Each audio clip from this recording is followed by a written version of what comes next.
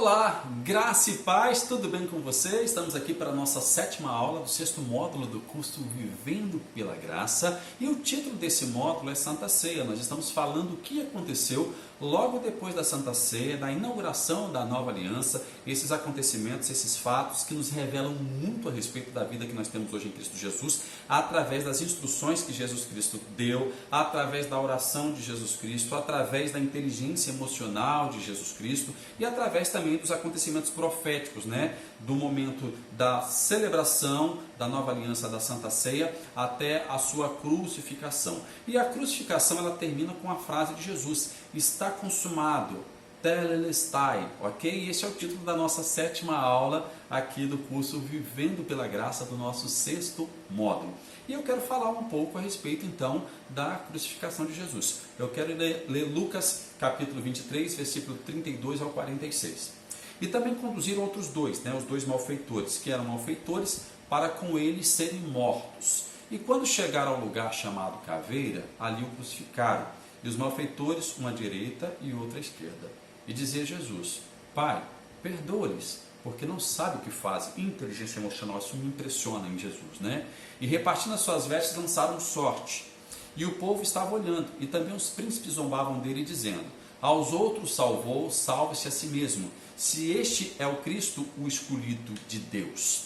E também os soldados os escarneciam, chegando-se a ele, e apresentando-lhe deram vinagre, e dizendo: se tu és o rei dos judeus, salva-te a ti mesmo. Então, por cima dele estava o título escrito em letras gregas, romanas e hebraicas: este é o rei dos judeus. E um dos malfeitores que estava pendurado blasfemavam dele, dizendo: se tu és o Cristo, salva-te a ti mesmo e a nós. Respondendo, porém, o outro, repreendendo, dizendo: tu nem ainda temes a Deus, estando na mesma condenação? E nós, na verdade, com justiça, porque recebemos o que os nossos feitos mereciam, mas este nenhum mal fez. E disse a Jesus: Senhor, lembra-te de mim quando entrares no teu reino. Disse-lhe Jesus: em verdade te digo que hoje estarás comigo no paraíso. E era já quase a hora sexta, e houve trevas em toda a terra até a hora 9ª, escurecendo-se o sol. E rasgou-se ao meio o véu do templo. E clamando Jesus com grande voz, disse: Pai, em tuas mãos entrego o meu espírito. E havendo dito isto, expirou. Lucas não citou o está consumado aqui nesse momento final de Jesus Cristo. Mas uma coisa que ele quis aqui colocar e que os outros também colocaram é sobre o véu que rasgou no templo. Sobre o ladrão, eu acho que já até comentei aqui no curso, mas eu quero trazer uma informaçãozinha aqui sobre esse ladrão que se arrependeu. O cara estava na porta do inferno e acabou ganhando o paraíso no momento do lado de Jesus Cristo, Eu uso até isso para falar a respeito das pessoas, quando as pessoas dizem: a pessoa se converteu, não era batizado, morreu, será que ela vai para a eternidade com Cristo? Vai. Aqui é a prova desse ladrão que estava do lado de Jesus Cristo, que reconheceu Jesus como o Filho de Deus e que ele realmente era rei e que o reino dele não era desse mundo. Jesus estava prestes ali a morrer na cruz, e o cara fala: lembra de mim quando entrares no teu reino. Provavelmente esse ladrão tinha visto Jesus pregar muito sobre o reino de Deus, provavelmente de repente tinha passado sobre as águas também, tem esse detalhe, e agora ele reconhece no seu momento de angústia, de morte, que Jesus Cristo é rei, que tem um reino, que esse reino não é desse mundo, e acaba ganhando pela fé que ele tem em Jesus Cristo, ok? Mas eu quero falar a respeito do véu do templo. O que era esse véu? O véu foi um dos comandos que Deus deu a Moisés que fizesse para o uso no tabernáculo da velha aliança, que Moisés recebeu lá no Sinai, a velha aliança, Esse véu depois, o modelo dele também foi copiado para o templo que foi construído por Salomão, e depois reconstruído 2 vezes aí, por causa da destruição dele nas guerras que Israel teve, Além do véu, tinha um espaço. Esse véu ele separava, o lugar do lugar santíssimo. O lugar santíssimo é onde estava a arca, onde estava a presença de Deus, que a arca, como eu disse, na velha aliança representava a presença de Deus.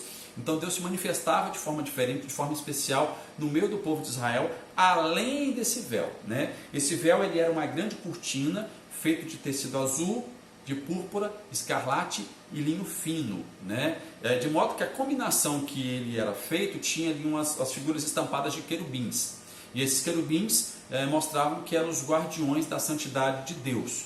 Então, quem poderia entrar nesse lugar santo dos santos, lugar santíssimo? Só o sumo sacerdote.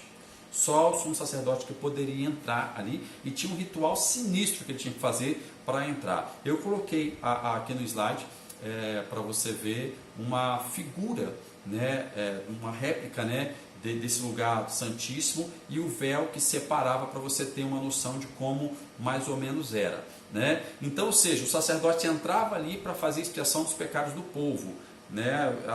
Aquilo que a gente chama de que ele jogava o sangue, né, do sacrifício em cima da tampa da arca, né, para fazer expiação dos pecados do povo. E o véu, né, o que a gente tem de informação hoje desse véu é que ele tinha em média de cerca de 18 metros de altura, alto para chuchu, né, 18 metros de altura, e aproximadamente 12 centímetros de espessura. Calcula aí, média aí. Pega um cartãozinho de visita, a parte mais larga do cartão de visita, e aumenta em torno aí de mais 2 centímetros, né? Que um cartão de visita é mais ou menos 10 centímetros. Então imagina 12 centímetros de espessura. E esse véu rasgou no meio, ok? Fazendo o quê? Fazendo com que o homem agora foi um ato profético, declarando que o homem ganha novamente o livre acesso a Deus, que ele tinha perdido lá no Jardim do Éden. Ou seja, não teria mais outro intermediário a não ser Cristo Jesus para que o homem viesse até Deus.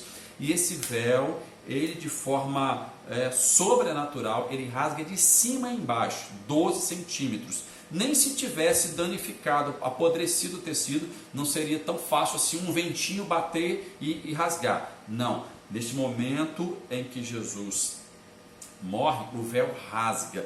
Isso profeticamente, simbolicamente e profeticamente faz com que o homem tenha um livre acesso ao caminho que leva a Deus, o caminho da vida e da verdade que leva a Deus, ok? Então aconteceu isso dentro do templo dos judeus, ok? Esse véu se rasgou de cima e embaixo, colocando aqui que o homem agora novamente tem acesso ao reino de Deus e aos princípios do reino de Deus. Fantástico isso, né?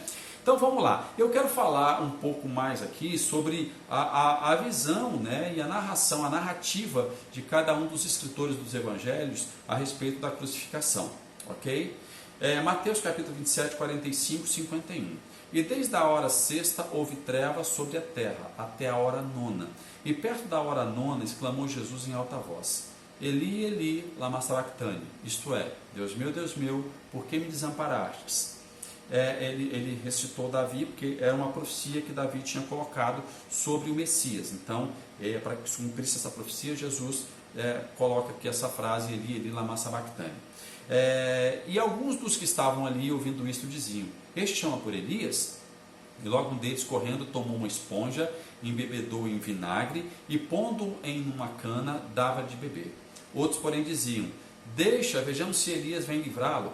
E Jesus, chamando outra vez com grande voz, rendeu o Espírito.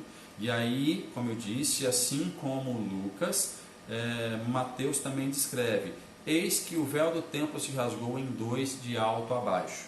Okay? Eles fizeram questão, porque isso aqui foi um momento no mundo espiritual muito forte. Ou seja, Jesus morreu e aquele livre acesso que o homem não tinha por causa da lei, por causa dos pecados, né? A lei condenava o homem por causa dos pecados, o homem entrava no juízo. Agora Deus sabe, porque Jesus tinha feito justiça com a morte dele, liberando novamente o homem para ter acesso diante de Deus, ok? Marcos capítulo 15, versículo 33 a 38.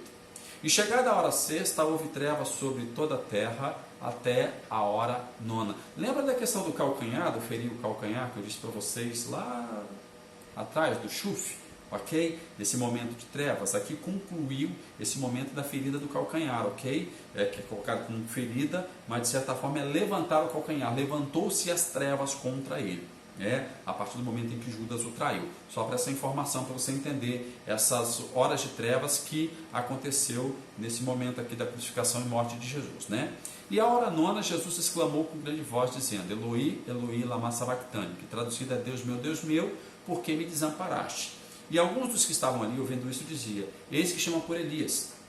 E um deles correu a embeber uma esponja de vinagre e pondo numa cana deu-lhe de beber, dizendo: deixai e vejamos se Elias virá tirá-lo, né? E Jesus, dando um grande brado, expirou, e o véu do templo rasgou-se em dois de alto a baixo. Ok? João, ele coloca esse momento do está consumado, telestai, ou seja, a obra está concluída. João capítulo 28, 30. Depois sabendo Jesus que já todas as coisas estavam terminadas, que tudo que tinha que acontecer, as profecias na realidade já tinham sido cumpridas a respeito desse sacrifício dele, né, para que se cumprissem as escrituras, ele disse: tenho sede. Estava, pois, ali um vaso cheio de vinagre, e encheram de vinagre uma esponja, e pondo-no no isopor, colocaram à boca. E quando Jesus tomou o vinagre, disse: está consumado. Ou seja, toda a profecia se cumpriu, que falava a respeito do meu sacrifício, que eu era o Cordeiro de Deus, que eu sou o Cordeiro de Deus, que tira o pecado do mundo. E inclinando a cabeça, entregou o Espírito. Então essa frase, está consumado, ou seja, nada mais precisa ser feito. Eu consegui abrir o caminho novamente para o homem. Então, quando você junta a narrativa de João, de Lucas, de Marcos, né, de Mateus, você compreende esse momento que a obra de Cristo foi completa e que não precisa de reforço nenhum. O que você precisa na realidade agora é crer nessa obra, ok? E entender as instruções que ele colocou, que você precisa estar vivendo hoje através da graça de Jesus Cristo, ok? Gente, com essas informações, agora a gente abre o nosso entendimento para entrarmos dentro da vida da graça que Jesus estabeleceu. Então é o seguinte: todo escrito de dívida que era contra mim, contra você, acabou. O preço do resgate do homem foi completamente pago. Está consumado. Está completamente consumado. Ok? E aqui nós encerramos esse período da Santa Ceia. Da Santa Ceia até o estar consumado de Jesus. Um momento glorioso para a minha vida, para a sua vida, para a vida da igreja. E nós temos que levar isso ao pé da letra, se nós quisermos verdadeiramente viver esse tempo do Kairos de Deus hoje e entrarmos no Aion eternamente com Cristo Jesus. Grande abraço, mais uma vez gratidão pela sua vida, gratidão pela sua existência em Cristo Jesus, e eu espero que esse módulo traga informações para o seu crescimento e conhecimento do nosso Salvador e do plano do nosso eterno Pai, Deus Todo-Poderoso. Grande abraço e continue vivendo pela graça.